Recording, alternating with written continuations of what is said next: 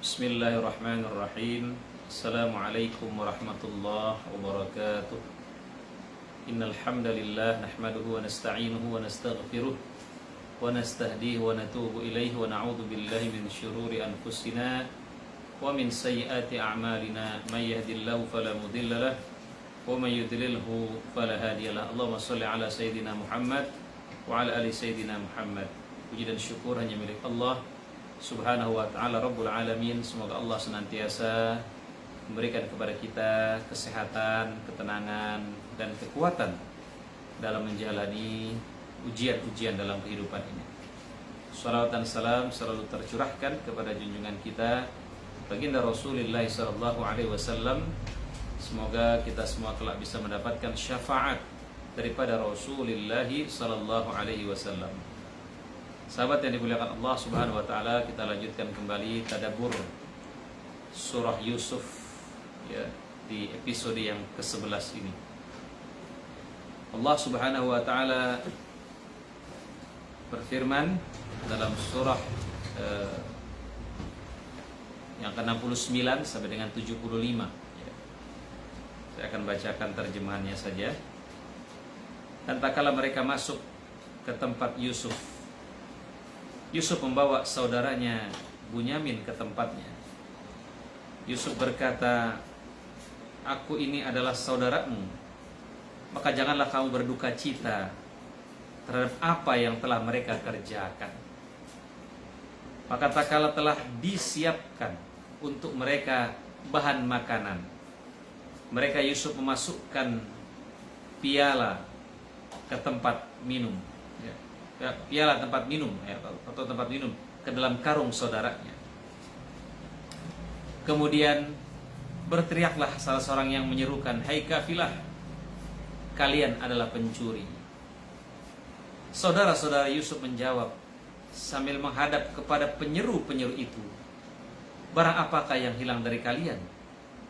Para penyeru itu berkata, "Kami kehilangan piala raja, dan siapa yang dapat mengembalikannya akan memperoleh bahan makanan seberat beban unta, dan aku menjamin terhadapnya." Saudara-saudara Yusuf menjawab, "Demi Allah, kalian mengetahui bahwa kami datang bukan untuk membuat kerusakan di negeri ini, dan kami bukanlah pencuri." Para penyeru berkata, "Tetapi ada balasannya jika kalian betul-betul pendusta." Saudara-saudara Yusuf menjawab, "Balasannya ialah pada siapa ditemukan barang yang hilang dalam karungnya, maka dia sendirilah balasannya atau tebusannya. Demikianlah kami memberi balasan kepada orang-orang yang zalim." Sahabat yang dimuliakan Allah Subhanahu wa taala, apa pelajaran daripada ayat ini ya? Yang pertama, seseorang hendaknya memuliakan saudaranya. Di sini diceritakan konon ketika sampai di Mesir, Yusuf memberikan kamar penginapan kepada saudara-saudaranya. Satu kamar diisi 2 orang. Maka akhirnya tersisa 1 orang, yaitu adiknya Benyamin. Karena jumlah mereka ganjil 11. Sinilah kemudian Nabi Yusuf berkata pada Benyamin, "Aku ini sebenarnya saudaramu." Nabi Yusuf ingin sekaligus untuk memperkenalkan dirinya. Dan dapat dipastikan Benyamin, dia tahu bahwa dia mempunyai seorang kakak yang bernama Yusuf. Bahkan dia juga tahu kejadian yang dialami oleh kakaknya itu. Yusuf berkata, "Aku ini sebenarnya saudaramu, maka jangan kamu berduka cita terhadap apa yang telah mereka kerjakan." Nabi Yusuf, besar kemungkinan Yusuf meminta Benyamin untuk merahasiakan identitasnya. Yang menjadi catatan adalah bagaimana sikap kasih sayang dan penghormatan Yusuf kepada saudaranya. Yang dimuliakan Allah Subhanahu wa taala, hendaknya sebagai seorang muslim kita menghormati, memuliakan saudara kita. Kita saja diperintahkan untuk memuliakan orang lain. apalagi saudara kita, istri kita, anak-anak kita, mereka yang paling berhak mendapatkan kemuliaan dari kita. Rasulullah sallallahu alaihi wasallam bersabda, "Man kana yu'minu billahi wal yaumil akhir falyukrim dhaifah." Barang siapa yang beriman kepada Allah dan hari akhir, hendaklah dia hormati tamunya. Jadi menghormati tamu itu salah satu cara, salah satu tanda kita beriman kepada Allah dan hari akhir.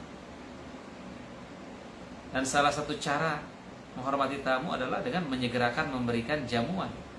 Dan gak perlu ditanya bapak mau makan apa, mau minum apa, udah kasih saja. Ya. Doyan ini gak pak? Bapak suka ini gak? Udah kasih aja. Apa yang ada, apa yang sudah kita siapkan, berikan. Toh kalau memang dia orang yang beriman kepada Allah dan hari akhir, si tamu itu dia pasti akan mencicipinya.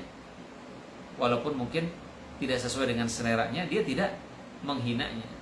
Karena ma'aba Rasulullah SAW ta'aman qattun. Rasulullah tidak pernah menghina makanan sedikit pun. Kemudian Yusuf alaihissalam menangkap Bunyamin sebagai sebuah kilah siasat yang syar'i, yang dibenarkan. Ya. Jadi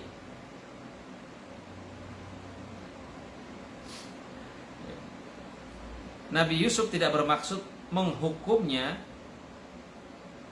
berdasarkan hukum Raja Mesir, tapi berdasarkan syariat. Dalam syariat Yakub, ya, Nabi Yusuf menghukum dengan syariat Yakub.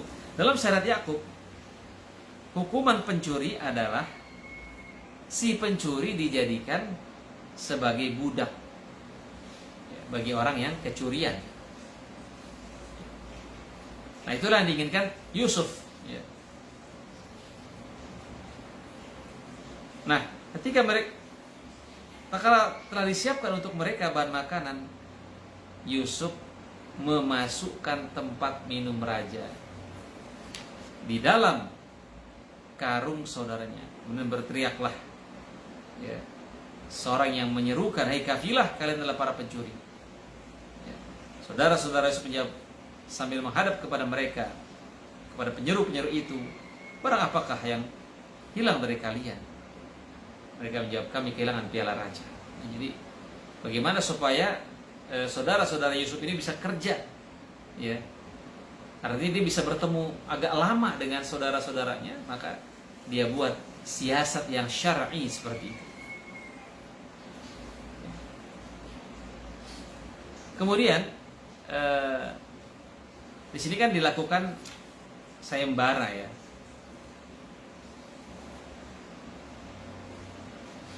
Boleh nggak sih kita melakukan sayembara? Jadi siapa yang menemukan piala itu, gitu kan? Itu kan sayembara.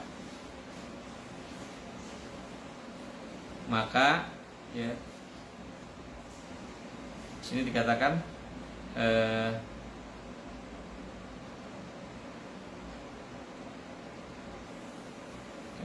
Dan siapa yang dapat mengembalikannya, dia akan memperoleh bahan makanan. Berarti apa? Sayembara. Sayembara boleh nggak? Boleh. Misalnya Anda berkata, siapa yang bisa menemukan barang, aku beri dia hadiah 100 juta.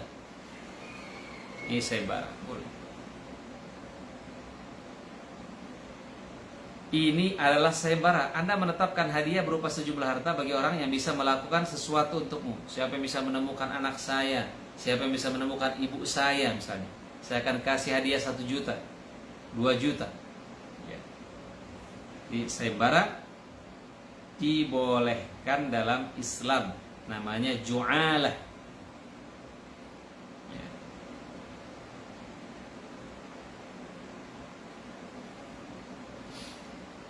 Jamaah yang dimuliakan Allah Subhanahu wa taala. Nah, yang penting dalam ju'alah, dalam sayembara adalah hadiahnya harus jelas. Nah, seseorang mengatakan misalnya, siapa yang menemukan dompetku maka isinya buat dia. Nah, di sini hadiahnya nggak jelas, nggak boleh. Bisa saja isi dompetnya itu cuma 1 real, atau 1.000 real, atau 100.000 rupiah, ya. Maka harus jelas, ya, dalam ju'alah ini harus jelas hadiahnya. Kemudian di ayat yang mengatakan dan aku menjamin terhadapnya, ini menjadi dalil akad penjaminan. Ya, orang ini menjamin akan memberikan bahan makanan seberat beban unta. Ya. Itulah dua akad yang disebut dalam Al-Quran hanya dengan dua kalimat, dan hal ini termasuk bagian daripada balaghah. Ya, balaghah Al-Quran, kefasihan bahasa. Ya. Hanya dengan satu kalimat ringkas tersampaikan dua jenis akad, yaitu ja'alah dan kafalah. Ya, memang Al-Quran ini bahasa yang disampaikan adalah bahasa yang global, ya, sedangkan atau mujmal, ya, atau sedangkan sunnah itu bersifat rinci, tafsiri. Ya. Karena Allah berfirman, wa anzalna ilaika dzikra litubayyana lin-nasi ma nuzzila ilaihim, dan kami turunkan kepadamu Muhammad Al-Quran agar kau menjelaskan kepada mereka. Quran hanya mengatakan misalnya aqimus shalah, ya. Ya. Al-Quran hanya mengatakan aqimus shalah, ya, tegakkan salat. Tapi bagaimana tata cara salat itu tidak dijelaskan dalam Al-Quran. Al-Quran hanya mengatakan wa atuz zakat, tunaikan zakat. Bagaimana tata cara zakat secara rinci? Tidak ada dalam Al-Quran. Ya. Wa atimul hajja wal umrata lillah, tunaikanlah haji dan umrah karena Allah. Tapi bagaimana tata cara haji? Ya. Tidak ada dalam Al-Quran secara lengkap, tidak ada. Ya. Nah, jamaah yang dimuliakan Allah Subhanahu wa taala. Nah, setelah itu para penyeru, ya, memancing saudara-saudara Yusuf dengan berkata, apa balasannya? Yang disilakan kalian sendiri yang menentukan, ya, jika kalian berdusta. Saudara-saudara Yusuf berkata, balasannya ialah pada siapa yang ditemukan dalam karungnya, maka dia sendirilah balasan itu, tebusannya. Artinya apa? Menjadi budak. Jamaah yang dimuliakan Allah Subhanahu wa taala. Kemudian yang selanjutnya, ayat yang ke-76, ya, dengan 77. Allah berfirman, maka mulailah Yusuf memeriksa karung-karung mereka sebelum memeriksa karung adiknya. Kemudian dia mengeluarkan piala raja itu dari karung adiknya. Demikianlah kami atur untuk mencari maksud Yusuf.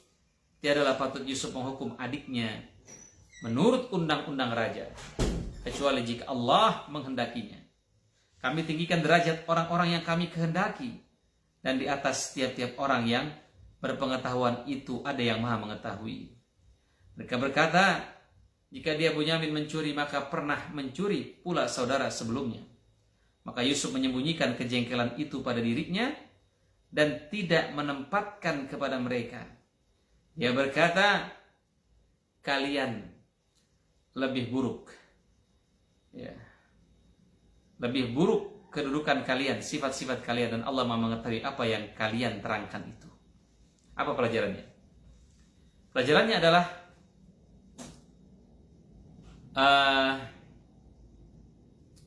jika seseorang memiliki suatu rencana, ya, segala sesuatunya harus dipersiapkan secara matang agar rencananya tidak terbongkar. Kita harus memiliki rencana dalam melakukan sesuatu. Ya. Rencanakanlah programmu dan laksanakanlah apa yang sudah kau programkan. Jangan hanya sekedar wacana. Jangan hanya sekedar rencana. Gagal mempersiapkan sama saja dengan mempersiapkan kegagalan. Ciri orang yang bertakwa adalah memiliki rencana. Allah berfirman, ya ayyuhalladzina amanu taqullaha wal tanzur nafsun ma qaddamat lighad. Wahai orang-orang yang beriman, hendaklah kau bertakwa kepada Allah, dan hendaklah setiap diri melihat apa yang dia persiapkan esok hari. Ya. Nah, di sini Yusuf mulai memeriksa barang, ya, sebelum memeriksa karung adiknya Benyamin. Ya.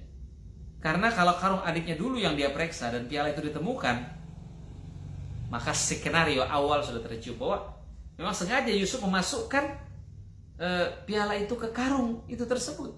Ya. Sehingga Nabi Yusuf memeriksa karung-karung mereka dulu. Baru setelahnya dia mengeluarkan piala dari karung Benyamin. Ini mengajarkan kepada kita pentingnya suatu perencanaan yang rapi. Ya, bahkan ya, kita yang berada dalam kebenaran juga ketika kita ingin melakukan sesuatu perbuatan harus kita rencanakan. Orang-orang yang melakukan kebatilan saja direncanakan. Orang pengen mencuri saja direncanakan. Orang pengen berzina saja direncanakan. Orang pengen korupsi saja direncanakan. Nah, kenapa kita melakukan kebaikan tidak kita rencanakan? Ali bin Abi Thalib mengatakan, al-haqqu bila nizam yaghlibul batil binizam. Kebenaran yang tidak terorganisir dengan baik akan dapat dikalahkan dengan kebatilan ya, yang terorganisir dengan baik, yang diatur dengan baik. Ya. Nah, ketika Allah berkehendak bahwa adik Yusuf harus bertahan bersamanya, maka jadi sengaja dimasukkan piala itu ke karungnya Benyamin supaya Benyamin terus bersama Yusuf. Maka Allah pun mengatur semuanya dan memudahkan segalanya berjalan lancar sehingga Yusuf menangkap adiknya sendiri tanpa memancing kecurigaan di hati kakak-kakaknya. Mereka benar-benar yakin Benyamin memang mencuri dan dia harus dihukum sesuai dengan syariat Nabi Yakub, yaitu apa? Bekerja. Sebenarnya Nabi Yusuf ingin bersama Benyamin, nah begitu caranya. Ya. Boleh saja bersiasat selama tidak bertentangan dengan syariat. Ya. Kemudian yang selanjutnya, berhukum kepada syariat Allah itu wajib. Ya. Berhukum kepada undang-undang positif buatan manusia tidak boleh. Ya, tentunya ini perlu pembahasan lagi. Ya. Kita berada di Indonesia, kita memiliki undang-undang dasar, memiliki Pancasila, ya boleh saja itu kita kerjakan semua selama tidak bertentangan dengan syariat Allah bagi seorang muslim. Ya. Dan bagaimana ada ayat waman lam yahkum bima anzalallah faulaika humul kafirun. Barang siapa yang tidak berhukum dengan hukum Allah maka mereka kafir.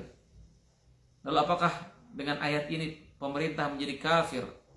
Anggota dewan menjadi kafir? Tidak. Ya. Selama dalam hati mereka ya, mereka tetap mengatakan bahwa Al-Quran adalah hukum yang lebih utama, mereka tidak kafir. Hanya untuk mengimplementasikan apa yang terkandung dalam Al-Quran, apa yang terkandung dalam hadis ini kan butuh waktu, butuh kekuatan, butuh strategi, ya, butuh cara yang bertahap, tidak bisa secara langsung. Ya, makanya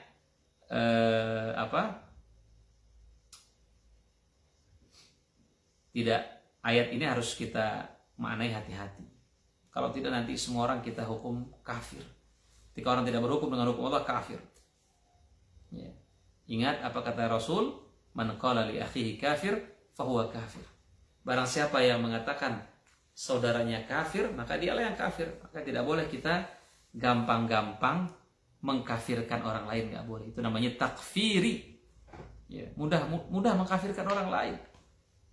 Ya, mudah membid'ahkan orang lain, mudah mengeluarkan orang dari sunnah. Ya.